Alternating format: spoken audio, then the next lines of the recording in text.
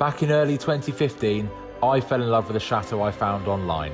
I then had to convince my other half to give up our London life and move to rural France. To my surprise, she said yes, and a year later said yes again at our wedding at the chateau we now called our home. It's just us two and our husky Lightning, and now of course a few animals who seem to have joined us along the way.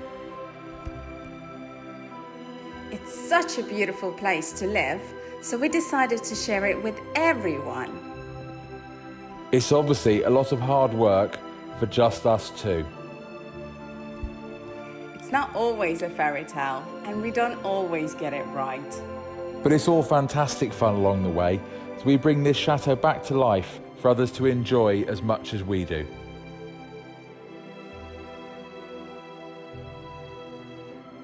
Follow us, Angelina and Phil, along with the highs and lows of our chateau life.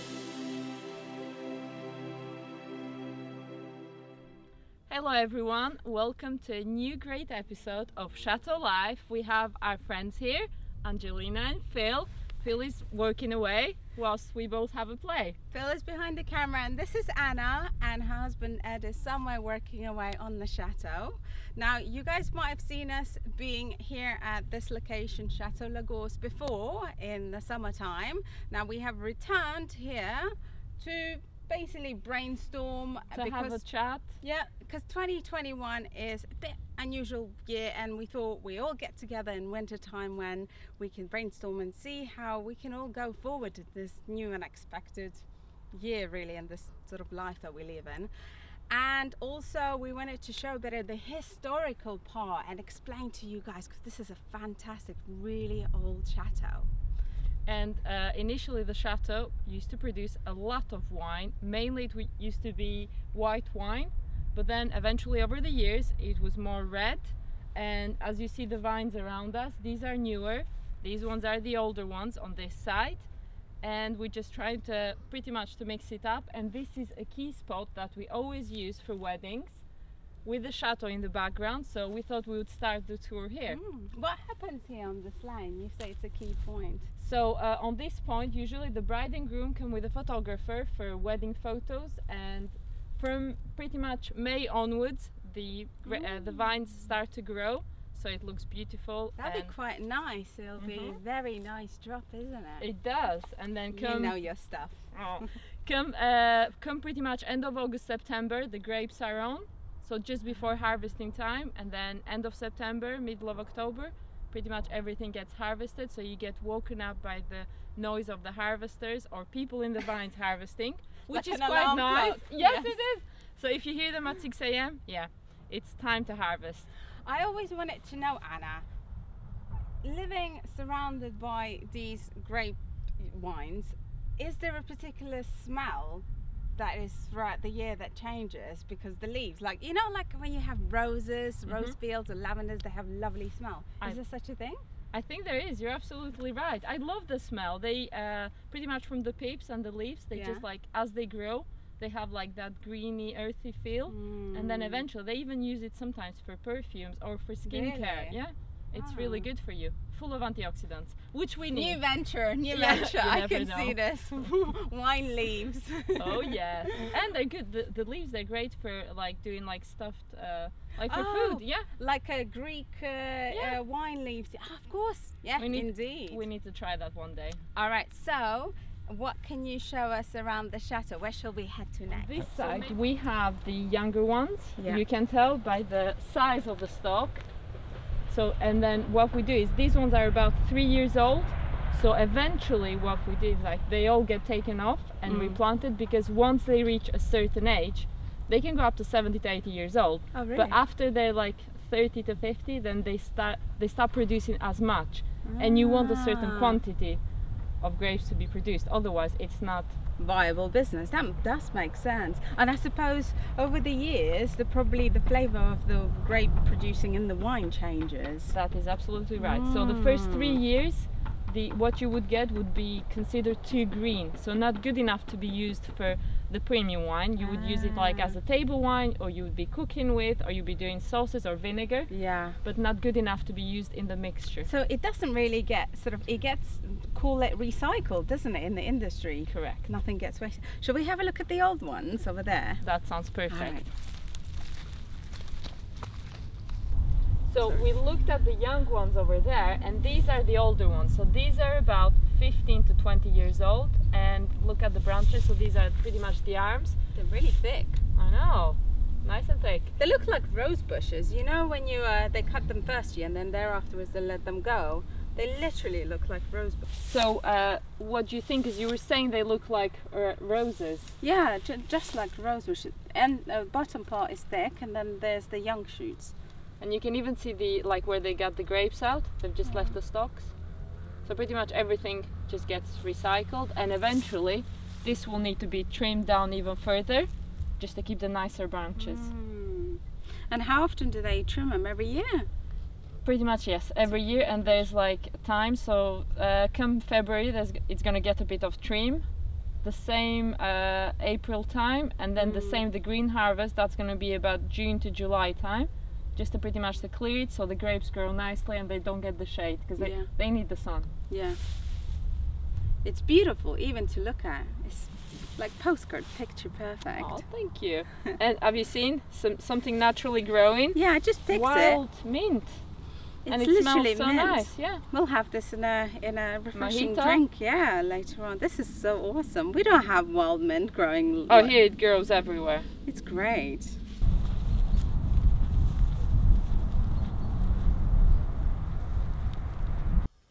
So, Chateau Lagorce is so huge that we can't get it into the camera film all in one. Me and Anna will have to hold on to a drone and fly away for you to see it. So we'll start with the oldest part of the chateau and move on so you can see how this chateau changed and a bit about history. So Anna, off you go. So what we know so far, because Ed's mom and dad managed to get a part of the history, is that this is the oldest tower, probably Roman times, 8th to 10th century. And on this side it is rounded. On the other side of the courtyard it is square. We know that it is that old because of the stone used. It is small rubble, and like the smaller the stone, the older the building. And we're standing just outside of the chateau. Inside there's a courtyard. We'll show you that later on. Let's head on to the next part. Where to? So we know that this part is older because of the size of the stones. So the smaller the stones, the older the place. And you can tell like pretty much they continued the same edging at the top, and then as it went, this side here is slightly newer. I mean newer, 15th century, but still younger than the original one. So you see the size of the stones here, they're pretty much bigger and nice cut stones. So we know that this side is definitely younger, although still 15th century. So it's young, but not that young. Okay, so on this side we have a little window, like pretty much one of the originals, and look at the dinky little shutter there, which I love. It's like literally 2 feet high by 1 foot wide. It's so adorable. And in summer, like this rose tree here looks beautiful with red roses just across it. I can just imagine it. It's gorgeous. I just want to show as well, there's a really nice door over there. Come and have a look. So look at that, you pointed at that door. I forgot about that door. It's gorgeous. The architecture on that door is really so nice. beautiful. How old is that, do you think? I would say 19th century, and now it needs a good paint. Like, why did you point it out? Oh, so it's relatively new. Yes, that was add-on. No, but it's beautiful. It could be older, but like I'm not that good. Unless if I know what period everything is, no, then I'm not good at it. I tell you what, you don't find doors like that nowadays. They're gorgeous. On this side, these are the original gates. So in order to get to the chateau, back in the day, you would drive down by the lake and come on this side, and this would like carriages would get in. This was the initial entrance. And then we have wisteria here, which looks beautiful in spring. They are the purple flowers, aren't they? To be Correct. French. Really Correct. nice, yeah. And in spring, it just like it smells divine, and they look good until about late October. Looks good. How old are they? I would say the gates, I would say at least 18th century, but maybe even older, the stone ones. It looks gorgeous, doesn't it? So we're now on the other side of still the 15th century part of the chateau. And on this side, we have the beautiful blue shutters that Ed's mum wanted to keep the original color. So at the time, we found a little speckle, had the color matched, Wow. and then everything has been repainted by the same color. And they look in the original color scheme. That's so nice. And just in case you can't tell, it's like a really pale blue. It's like powdery blue. It's so pleasant. correct. And on the inside, we have the salons, like two sitting rooms on this side. Then we have the piano room, and then dining room, and then entrance hall. All gorgeous. So we're here on the terrace, on the side terrace. On this terrace, usually we have a lot of things happening because we do weddings. This is where we'd have like the post-ceremony drinks, but then we have had our wine tasting here last year. we did in the shade under the tree. And this is right in front of the chateau, which is just beautiful. But the most interesting part, second terrace, the orangery. Shall we? Yes, let's go. Let's go.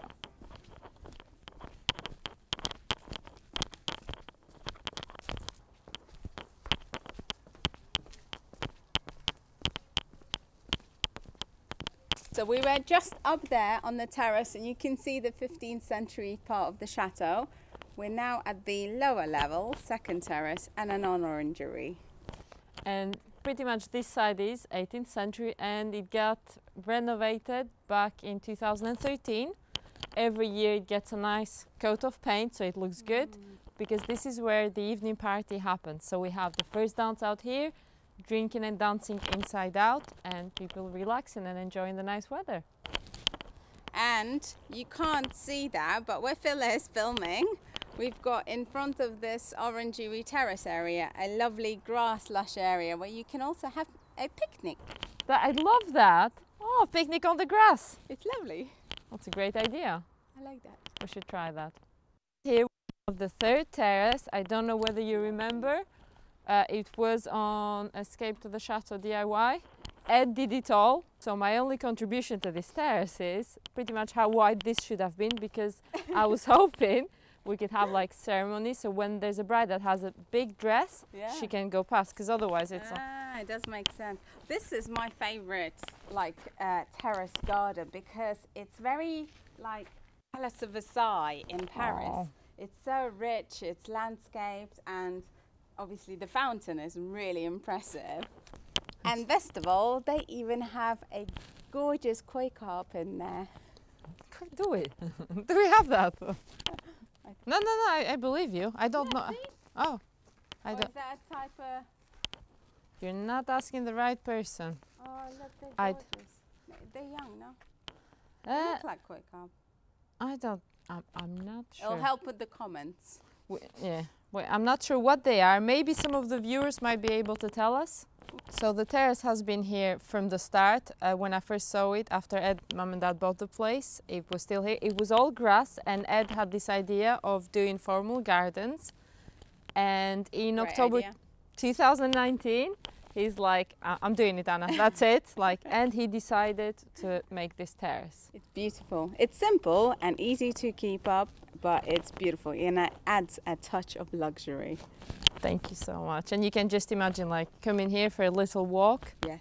It looks, and then when the sun's shining and then you get the rays, it's really nice. I see baby Emma over here all the time. She loves it. She likes to feed the fish. What's that, Anna? Those pipes coming out of the wall? So the pipes are pretty much a system where when it rains too much, and because we have land up top and grass, it's like the rainwater would come out of here. So the wall is like stands the test of time. Yeah, it's really all. And I guess it's great because it just waters all the grass, and you It never does. need to water it. That is true. It's perfect. I like the idea. Shall we go and have a look at the lake, and I'll show you the ceremony area, because you've seen it pretty much in season, but it looks different now. Yes, please. Thank you.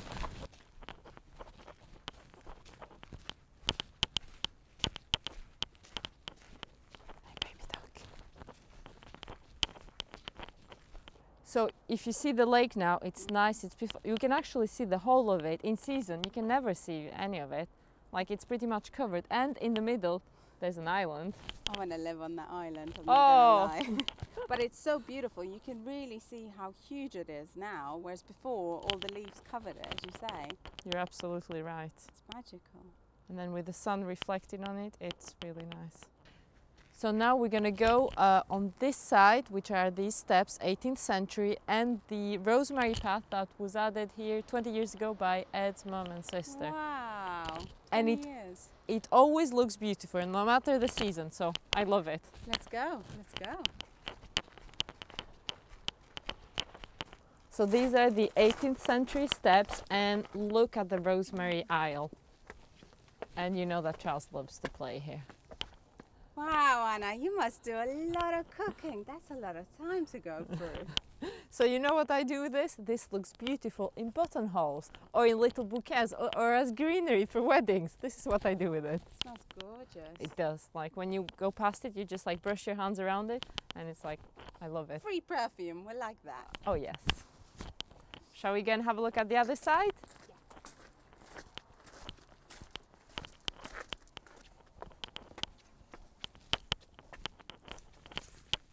So we're here, now that we've been around, we've had a look at everything, we're having a look at another part which takes you down to the pool area. And these steps were added here 18th century because we had there was a special guest that came to the chateau. So instead of him coming round by the lake, they added the steps. So we have been told that Napoleon III walked on these steps. No way! I That's know! A special guest! Yeah! Wow, that's incredible history, to be honest. And back in the day, the whole valley was filled with vines, and there was a dry moat around the chateau. Sadly now, not anymore, but yeah, it was there. You can always restore it, Anna, and oh! have more wine. Definitely more wine. Now we've been around the chateau, we're gonna now head up these steps and see more internally and more of its courtyards and more of the old parts and turrets.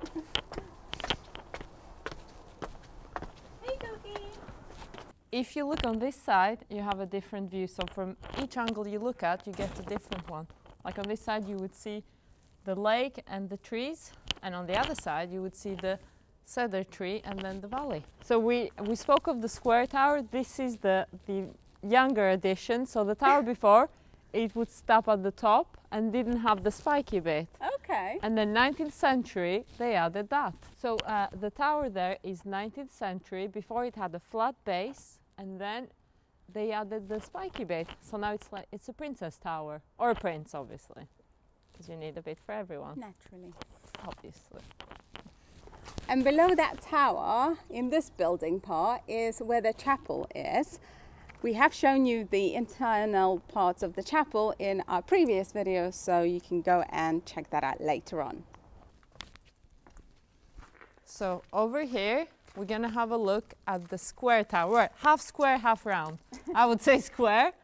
And this is like we saw the other side, the rounded bit, and now we have the more square. So that's the tower where we started this tour from. It was round, you saw it on the other side, and inside the courtyard you can tell, which is what Anna was talking about, it's square on this side. And here you can see the tower from inside the courtyard, which is a lot easier to see it. And you can see pretty much the stones, the better the stones, that's where it was added later on. We worked really hard. What time is it? Wine time! Yes, let's go!